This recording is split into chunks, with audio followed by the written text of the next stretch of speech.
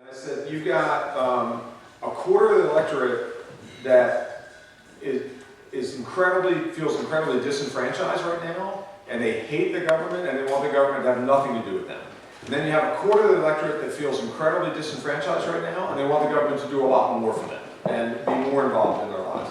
And then you got a whole range of other things, and I think to some extent, the missing voice in all this has been nothing really from the Silicon Valley in all this. It's all like, you know, kind of extreme points of view to some extent, where it's been places that are, you know, just by virtue of being kind of early in the primary process. So one of the things we thought would be fun would be to kind of give a voice to the Valley and give a voice to the people in this room. I think it's important that people in the Valley have the perspective of the people outside the Valley. And as myself, I've traveled both to Iowa and Nevada and met a lot of people whose lives are going to be vastly impacted by the outcome of this election, whichever way it goes. And what I say to my friends back here is, yeah, our lives will be impacted, but guess what? Life is going to go on. Yeah, our tax rate will probably change. There'll be some inconveniences in business, but we have health care. You know, we're not facing deportation.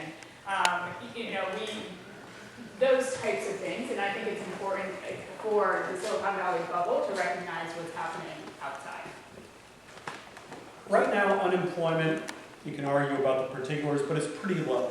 And the stock market, it's had a fantastic run for 8 years. So on those superficial numbers, things look pretty great. But this is an election completely marked by a theme of we've lost our way. Something's wrong here. For us, we can look at the numbers and say, yes, things are getting better, but for a lot of people, they don't actively feel like things are getting better. And that's what Trump is, more than Trump, that's what a lot of these candidates are tapping into. The perception that while things are getting better, it's getting better for other people, not us. They know that they're going to grow, you know, that they're going to probably grow much older than their parents before them. They know that they're going to need vastly more savings than their parents had. They know that their children are going to compete in a world in which they're not going to have long-term employment guaranteed to them. While we have this idea of change is a very good thing, for other people they've experienced it as change can be very good, get a BMW plant, or very bad, someone could lose the job they thought they'd have for a lifetime. Did business people, corporations decide that patriotism isn't even important anymore? And they just left these people and moved their jobs to wherever they were cheapest and didn't give a damn. The business schools don't care. It's about a world economy. It's not about the United States. Because America was a place where everybody was supposed to be equal. Everybody was supposed to be given the same chance. It was a place where, you know, you just were given the same opportunity. And that's, you know, that's clearly been proven to sadly not be true. Elections in this country are about one thing. People want something better than they just had. So if you're an incumbent or you're a challenger, if you're a challenger, you're going to tell the electorate that what you have now is not good. And if you're an incumbent, you're going to say what you just had is just the starting of what you're going to get. Something's different because like Donald Trump hasn't been a serious contender for president before. I wonder if it's because in this last presidential election there have been some real milestones, like big decisions or changes that have been made, like some of the healthcare changes, some of the things around gay rights that have been big changes. Like, I'm from small town Ohio. People in my town don't support universal healthcare and generally are not favorable towards gay rights. The author of Dilbert, who's been calling this from the very beginning because he's a trained hypnotist. And he sees the way to want to say he's never seen anybody who can execute kill shots and just sell forward through things like he can. His personality is so big and he has such incredible name recognition. And Bernie Sanders is sort of similar on the left with his ability to stoke people in popular places where there's echo chambers like Reddit.com, which was popular with Obama. And a ton of people, specifically young people, get their news from places like Reddit. And on Reddit, and the internet in general, I mean, people are just downright vitriolic, and that's becoming the new norm. Things that are said that we would never think would ever stand at the stage of a presidential election. And that's what seems to have changed. It seems to me that in this election, there's that norm or that vitriolic element that you're describing has transcended it just being about the substance. When we have candidates saying other candidates are ugly, or when we talk about someone sweating too much. Until today, only 1.2 million people had actually voted in Republican primaries. All of this hype is around 1.2 million people. It's all been, so you do have to ask the question about how much of a role does the media play, how much of a role does now social media play. What you're hearing is the loudest voices are being reported on. But there's a bunch of people who are kind of quietly saying, okay, I just gotta wait till the national election and hopefully I'll also go away. The last 2 weeks have gone from Hillary's going to kill Trump to Trump actually has a real chance of winning. Republicans, me included, people who watch this stuff pretty closely, came up with a list of 1 million reasons why Trump wouldn't win. He had a ceiling of so-and-so percent. That ceiling kept going up. This voter demographic wouldn't vote for him. He wins Hispanics by like 20% in Nevada, for example. So there were just so many reasons, logical reasons, borne out by past stats, that would seem to imply that Trump would have lost the nomination or would have dropped out by now. But for some reason, and I have thought about this a lot and I don't really have a good answer yet, all of the logical reasons that people like me have put up for why Trump should not be leading or should not be the front runner in this race have not been rendered completely false by all current results. I'm remaining cautiously optimistic because even after Super Tuesday, there is, if you look at the delegate math, a clear path for Rubio to get the nomination, but it involves a number of candidates suspending their campaigns, namely Cruz, sometime before March 15th. And I'm not a Trump supporter, but I think Trump has a real likely shot at the nomination, and I think he actually has a real shot at winning. And if you listen to Trump's stump speech, it's pretty stupid for educated people. It's, I'm a winner, and I can win with the winners because I win. Whoa. But for a lot of people, and the polls say, I'm winning. And so you should vote for me because I'm winning. And you know what? A lot of people go, wow, finally, I'm winning. This is where, I'm like right with Chris. I full on believe that Trump could win this election. Like, I definitely think he's going to win the nomination, and I think he could win the election. And our youngest child has asked for us to move back to Amsterdam when it happens, so the house will be for sale. Okay, so Jim, go ahead. I'm willing to go on record and say there's a possibility that Trump may actually be remembered one of the greatest presidents in U.S. history. I've been on record since last summer that I think Trump's going to win the general election. Foreign policy.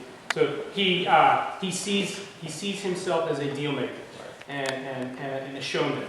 And so those are quite interesting skill sets for escalation, shows of force, deception, things like that. And if he's good at those things, then you might very well be right. But if Putin is like, I can throw this guy with the first move on the judo mat, and he's bad at those things, then that's a problem. That's a big problem. You look at the other side and you think, that's so crazy, there's no way they win, and then you get complacent. And the only way Democrats win is when they get to the polls. So that's where I'm at. I'm a Republican. I've been a Republican my whole life. And for the first time in my life, I'm thinking a Democrat looks pretty reasonable to me.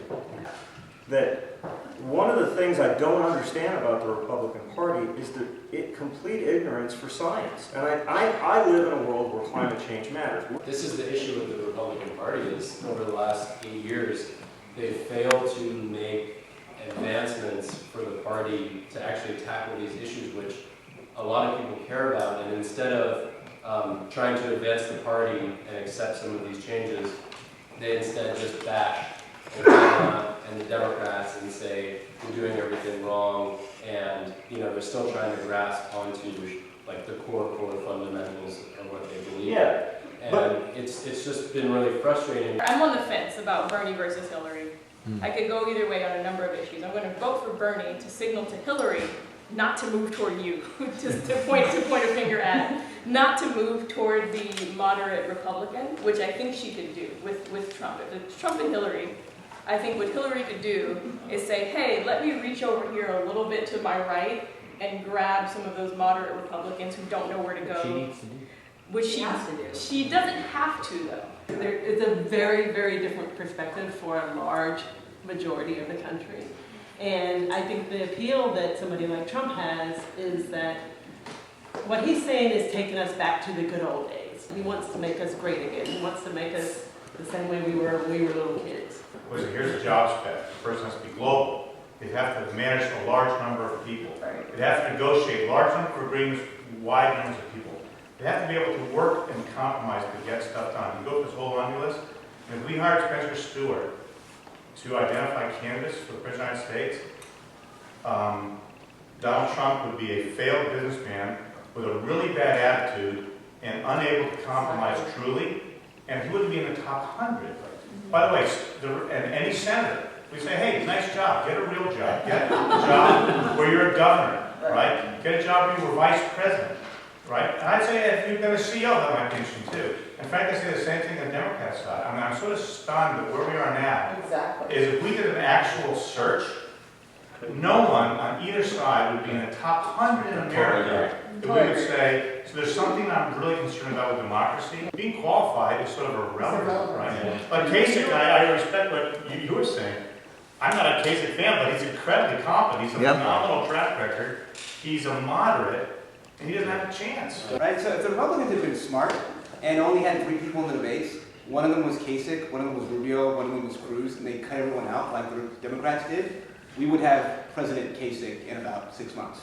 Right? Like Kasich would have won in a landslide if they had just decided up front to limit the field the way Democrats had. But it's kind of troubling the way Democrats limited the field and didn't let anyone else in, right? And so I think this candidate search that you're speaking to is part of the point, right? Does anyone remember that the League of Women Voters used to run the debates? Now we let the media companies make a deal with the parties to run the debates, and they literally cut Lessig out. When Lessig started to meet their rules, they changed them, and they cut him out of the debate. We don't even remember what his issue was anymore, right? No one even remembers his name now, right? So I think the lack of democracy when it comes to picking the candidates is why we will have another white president, but it's also very troubling. I think if we actually democratized it, and by the way, if voting were a holiday, and people actually got paid the day that they had to go and vote, and 180 million people showed up to vote instead of 130 million, which was huge when Barack Obama won, a lot more people would show up, and crazy people probably wouldn't get much traction, because there'd be too many other people who are just normal, ordinary Americans who say,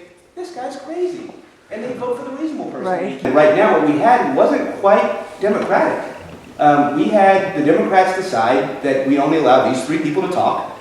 The Republicans kind of had a clown car to distract you from the fact. They thought it would shake out the way they had planned, and it didn't. It blew up in their faces. They let a very sly candidate get between them and their voters because they took their voters for granted and assumed that their views were their voters' views. And now they're paying the price.